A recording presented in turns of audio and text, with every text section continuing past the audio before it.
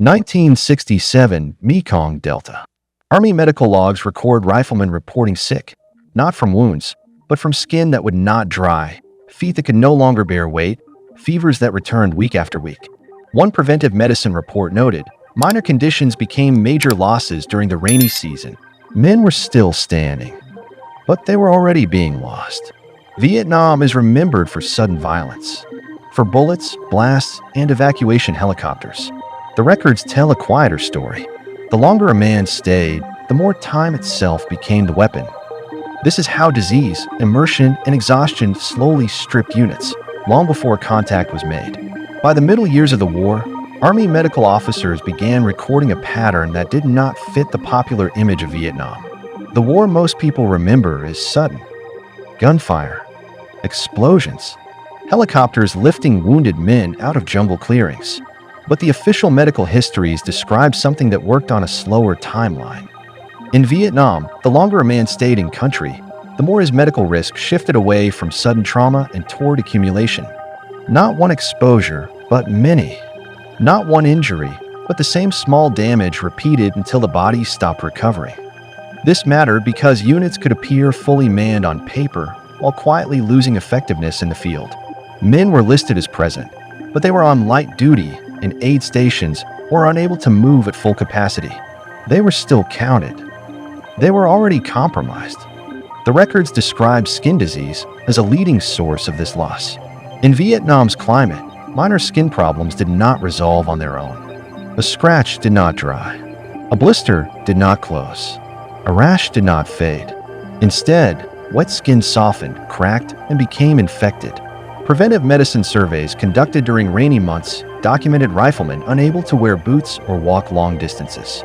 The medical language is restrained, but the implication is clear. If a soldier cannot walk, he cannot patrol. If he cannot patrol, the unit's strength is reduced without enemy contact. Foot injuries followed the same pattern. Army dermatology texts emphasize that Vietnam immersion injuries were not the trench foot of earlier wars. Feet were not frozen.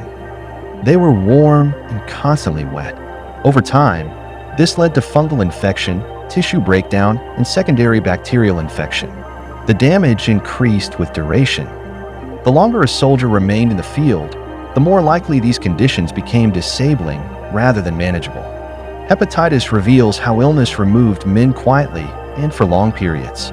Army medical histories track it carefully because it accounted for significant lost duty time. It rarely appeared early in a tour. It arrived after months of shared living, limited hygiene, and repeated exposure.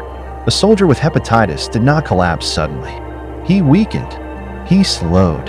Then he was evacuated and gone for weeks, sometimes months. From the unit's perspective, a rifle disappeared.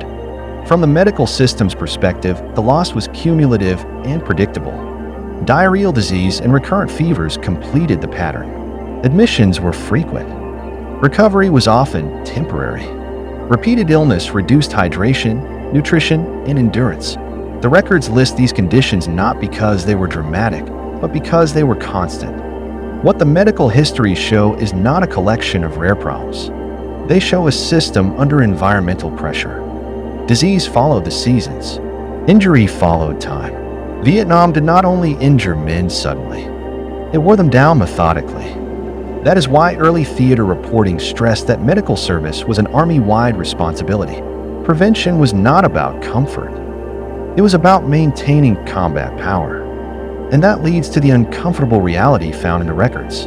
In Vietnam, time itself functioned as a weapon. The longer a soldier stayed, the more likely he was to be removed, not by enemy fire, but by the environment that never let him recover.